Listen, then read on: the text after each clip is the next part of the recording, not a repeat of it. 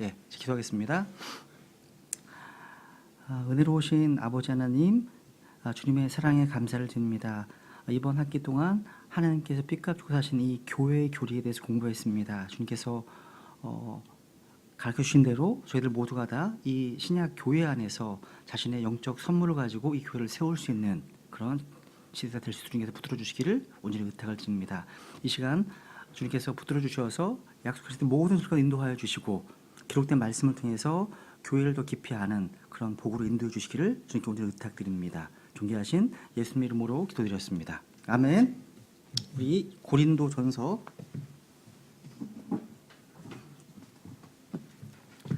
우리 고린도전서 11장 고린도전서 11장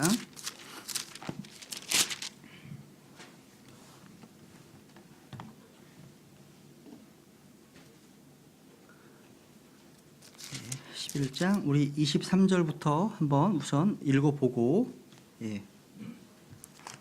공부하겠습니다. 23절부터 내가 너희에게도 전해준 것은 내가 주께 받은 것이니 곧 주 예수님께서 배반당하신 바로 그 밤에 빵을 집으사 감사를 드리신 뒤에 그것을 떼시고 이르시되 받아서 먹으라 이것은 너희를 위하여 찢긴 내 몸이니 나를 기억하여 이것을 행하라 하시고 저녁 식사 뒤에 또 그와 같은 방식으로 잔을 집으시고 이르시되 이 잔은 내 피로 세우는 새 상속 언약이니 너희가 그것을 마실 때마다 나를 기억하여 이것을 행하라 하셨느니라. 이는 너희가 이 빵을 먹고 이 잔을 마실 때마다 주의 죽으심을 그분께서 오실 때까지 보이기 때문이니라. 그러므로 누구든지 주의 이 빵과 이 잔을 합당하지 않게 먹고 마시는 자는 주의 몸과 피에 대하여 죄가 있으리로다. 오직 사람이 자기를 살피고 그 뒤에 그 빵을 먹고 그 잔을 마실지니 합당하지 않게 먹고 마시는 자는 주의 몸을 분별하지 못하고 자기를 위하여 정죄를 먹고 마시니라. 이런 까닭에 너희 가운데 약한 자와 병든 자가 많고 잠자는 자도 많도다.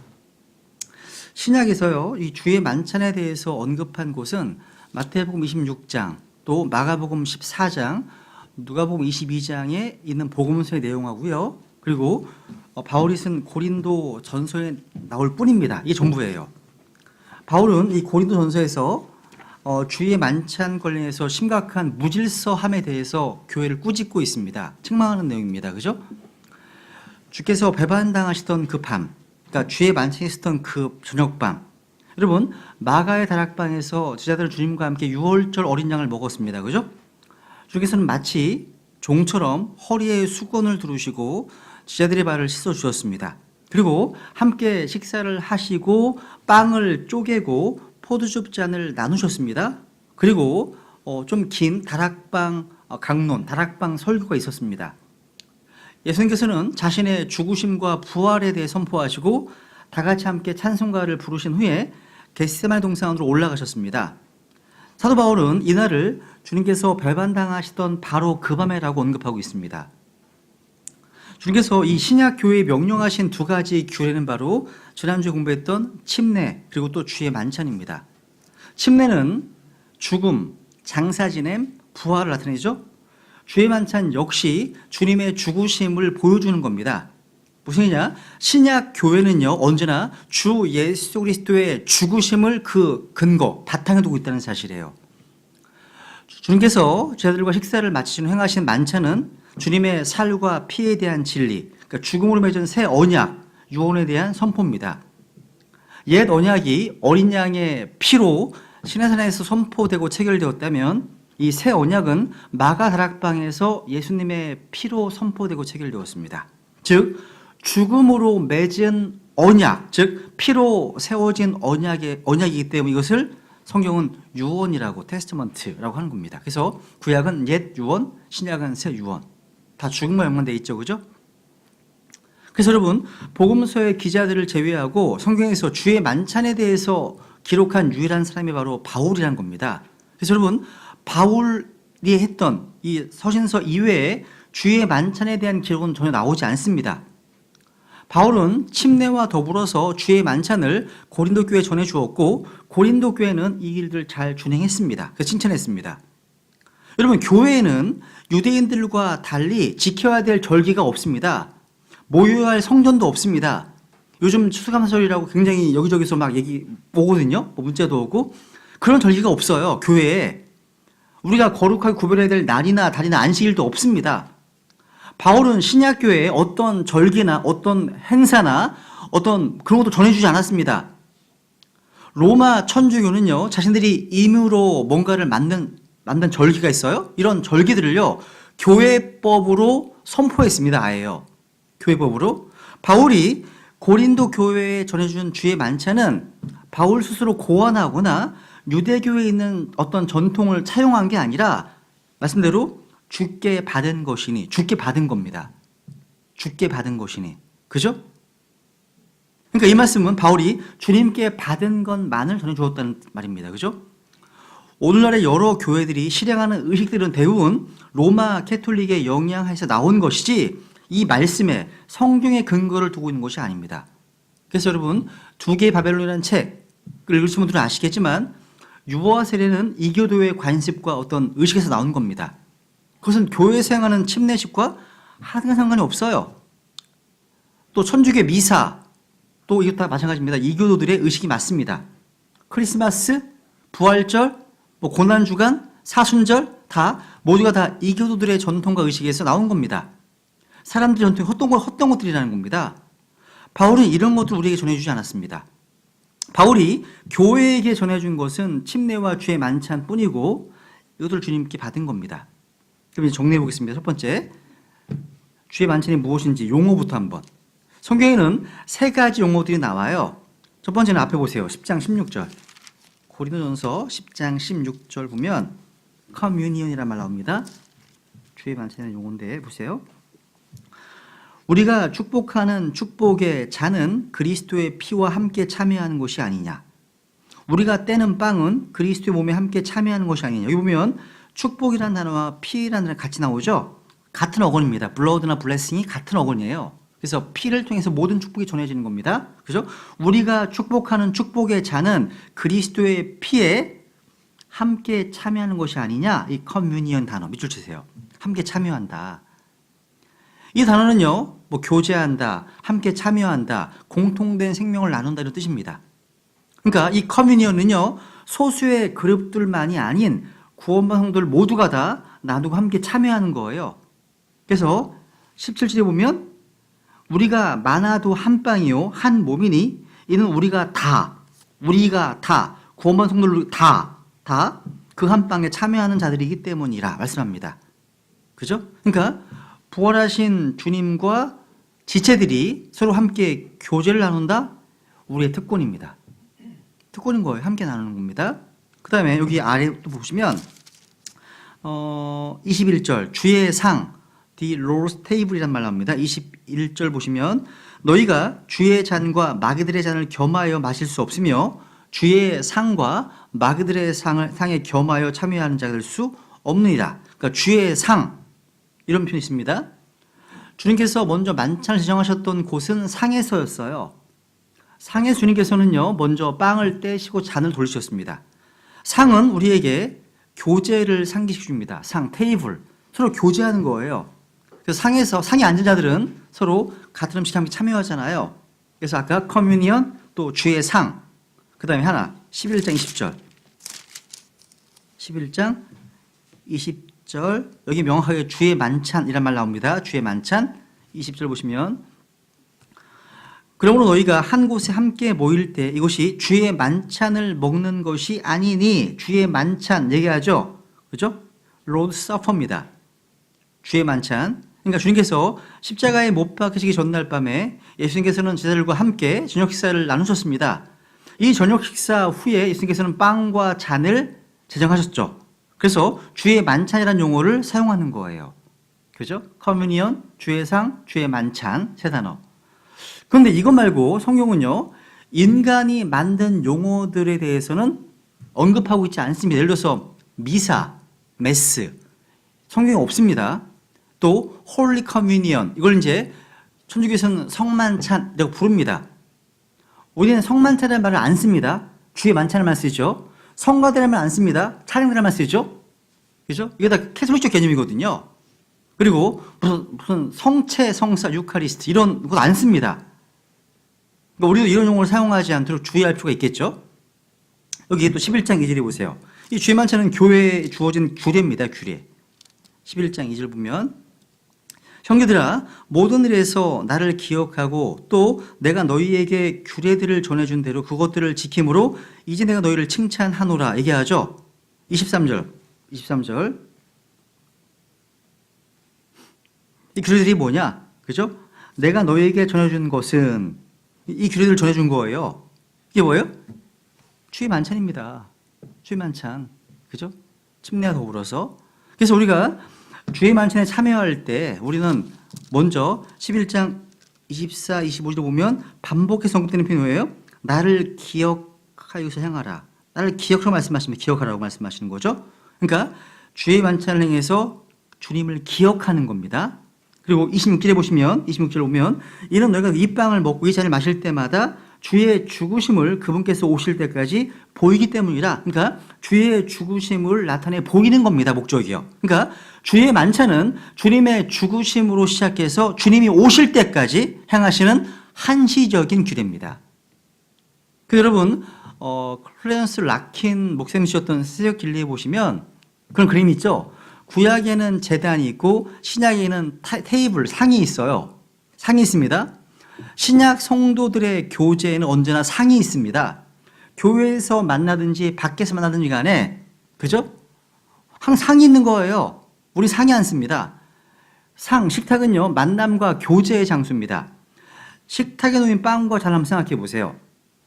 그것을 주님을 기억한다면 참된 교제가 이루어지는 겁니다. 그러니까 우리 중심에는 언제나 주님이 계십니다. 우리의 교제, 우리의 사귐도 함께 언제나 주님과 함께하는 사귐입니다. 주의 만찬은 뒤로는 십자가를 보면서 앞으로는 주님의 재림을 바라봅니다. 주님께서 오실 때까지예요. 주님께서 오실 때까지. 재림하시면 주의 만찬 없습니다. 하지 않는 거예요. 오실 때까지. 그러니까 주의 죽으심과 주의 오심 그 사이에 있는 거예요. 이게 주의 만찬의 핵심입니다. 그래서 우리가 주님을 기억할 때 그분의 죽으심과 다시 오심을 기억하라는 거죠. 이건 규례이지 절대 로마 천주교의 성사가 아닙니다. 그죠? 이것은요 주의 만찬 준수는 명령이지 선택사항이 아닙니다. 그래서 24절 25절을 보시면 take 받으라, eat 먹으라, 또 this to in remembrance of me 이것을 나를 기억하라, 또 너 이것을 마실 때마다 이것을 향하여 나를 기억하라. 다 명령형입니다. 명령. 우리가 주의 만찬을 준수하는 이유가 뭐예요? 주님께서 그렇게 하라고 명령하시기 때문입니다. 당연히 순종해야 되겠죠. 두 번째 보세요. 두 번째 이제 만찬의 요소들입니다. 이 만찬은 누룩을 넣지 않은 빵. 여러분 주님 주신 빵은요 6월절에 유대인들이라면 누구나 먹는 누룩을 넣지 않은 누룩 없는 빵입니다. 이 부서진 빵이 이제 상징한 것은 당연히 예수님 그리스도의 부서진 몸을 보여주고 있는 겁니다. 그래서 24절에 보시면 이것은 중간에 보시면 이것은 너희를 위하여 찢긴 내 몸이니, 그죠? 받아서 먹으라. 이것은 너희를 위하여 찢긴 내 몸이니 말씀하고 있죠. 주님의 몸이 찢기신 이유는 누구 때문입니까? 너희를 위하여입니다. 너희를 위하여 찢긴 내 몸이니. 주님께서는 우리의 죄 때문에 자신의 몸에 고난을 당하셨습니다. 자신의 몸을 산 희생물로 대속물로 드리셨습니다. 그죠? 요한복음 6장에 보시면 이 주님의 살을 먹는 유일한 한 가지 방법이 있습니다. 바로 예수님 몸에 대한 바른 진리를 믿는 거예요. 믿는 게 먹는 거예요. 믿는 게 먹는 겁니다. 그래서 주님께서 만찬을 하신 이유는 뭐예요? 주님을 기억하게 하기 위해서라는 거죠. 넣지 않은 빵. 두 번째, 포도나무의 열매예요. 고린도 전서에서는요, 잔이라는 용어를 사용했습니다. 잔이 상징하는 것은 뭐예요? 예수님 흘리신 피를 보여주는 거예요. 우리 마태복음 26장 볼게요. 여기 잡으시고 마태복음 26장 29절.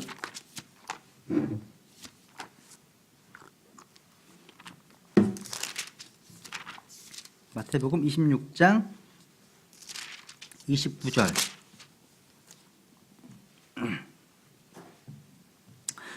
27절부터 보시면 또 잔을 집으사 감사를 드리시고 그들에게 주시며 이르시되 너희는 다 그것을 마시라. 이것은 죄들의 사면을 얻게 하려고 많은 사람을 위하여 흘린 나의 피, 곧 새 상속 언약의 피니라. 그러나 내가 너희에게 이르노니 내가 이 포도나무 열매에서 난 것을 이제부터 내 아버지의 왕국에서 너희와 함께 새롭게 마시는 그날까지 마시지 아니하리라 하시니라. 이 포도나무 열매에서 난 것을, 그러니까 포도나무 열매에서 막 짠 즙을 마신 거예요. 그죠? 피 흘림이 없이는 죄 사면이 없죠? 그죠? 예수님의 보혈은 흘려주지 않으면 죄 용서가 없습니다. 주님께서 잔을 잡으셨습니다. 거기에는 발효된 붉은 포도주가 있는 게 아니라 신선한 포도나무 열매, 즙이 들어있습니다. 오늘날 많은 교회에서 포도주를 담아서 성찬식이라는 이름으로 사용하는 것 당연한 전통으로 여기는데 이건 아주 크게 잘못된 거예요. 성경은 포도주를요, 용의 독주라고 부릅니다. 용의 독주, 신명기에 보시면 용의 독주. 그리고 포도주는요, 조롱하게 하는 것이고 날뛰게 하는 것이고 잠언에서 말씀하고 있습니다. 포도주는요, 왕들이 합당하지 않습니다. 제사장들은 입에 댈 수도 없는 것입니다. 한번 레위기만 볼까요? 레위기 10장. 우리 레위기 10장 보겠습니다. 레위기 10장. 레위기 10장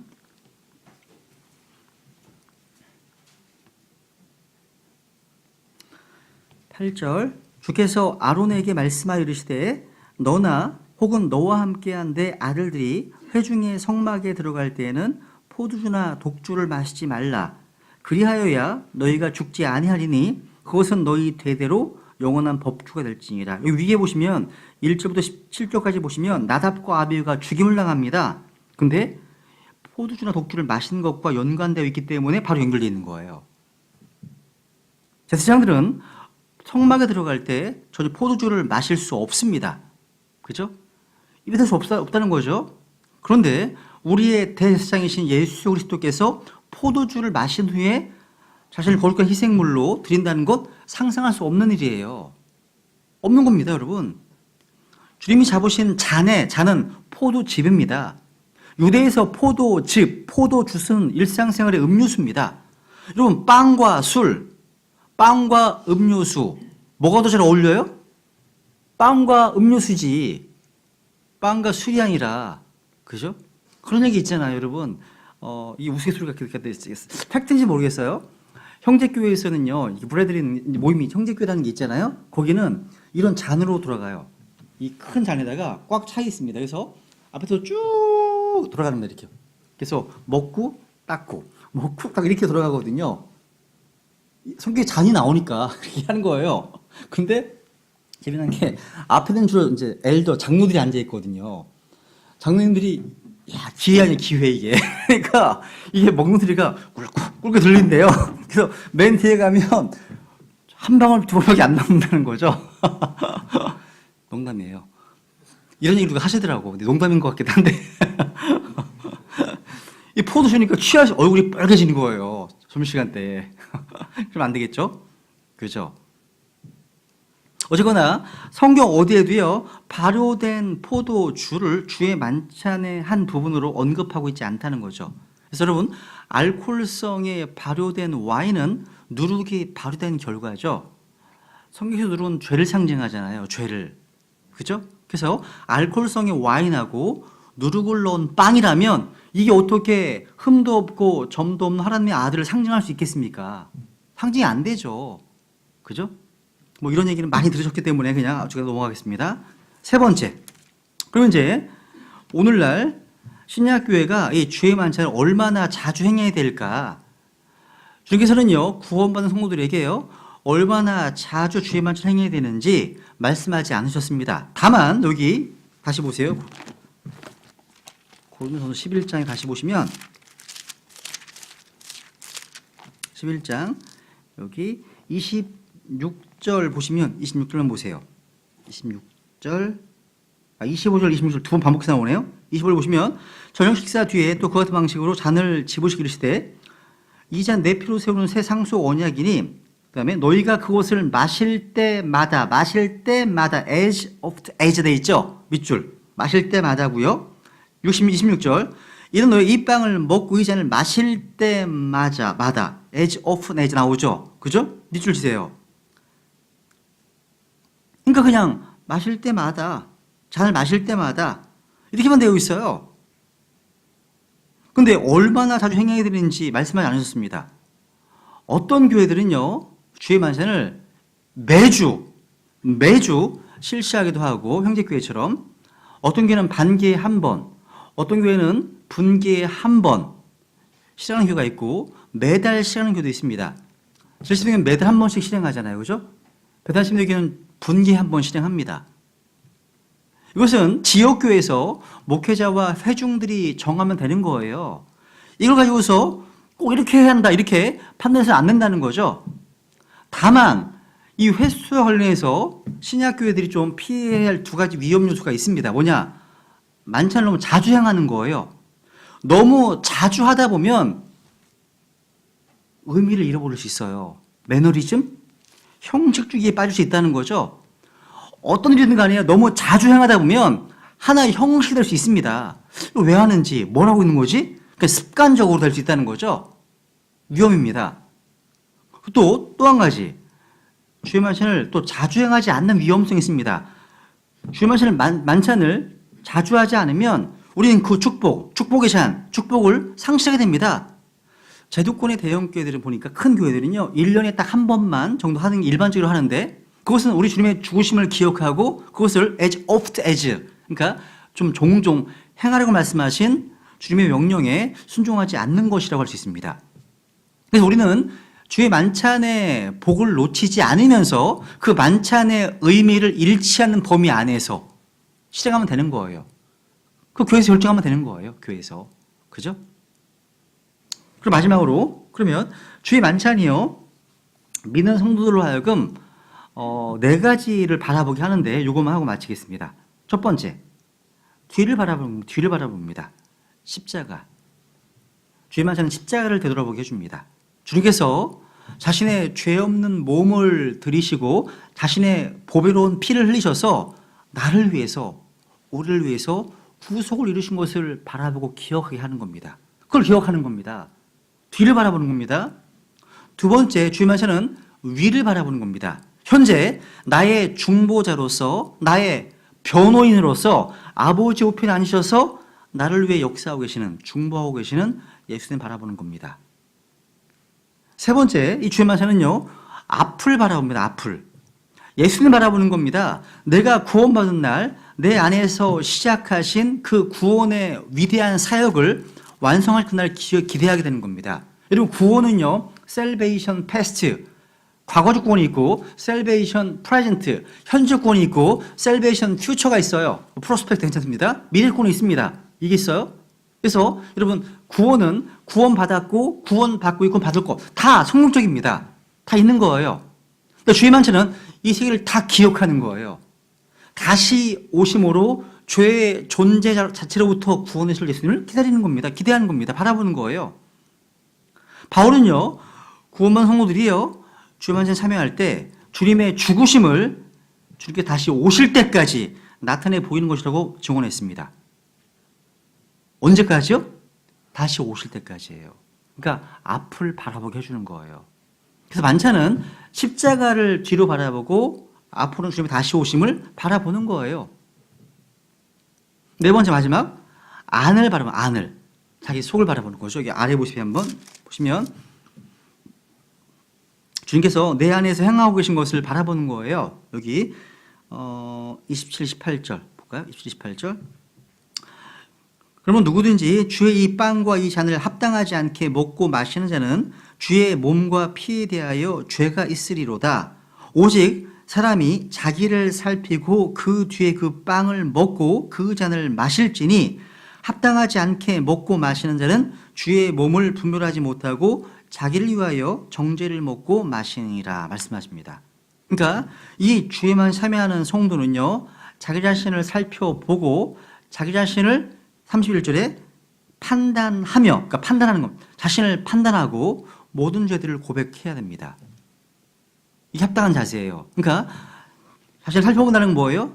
내 마음이 주님과 올바른 관계에 있는지 스스로를 돌아봐야 한다는 거예요. 그죠?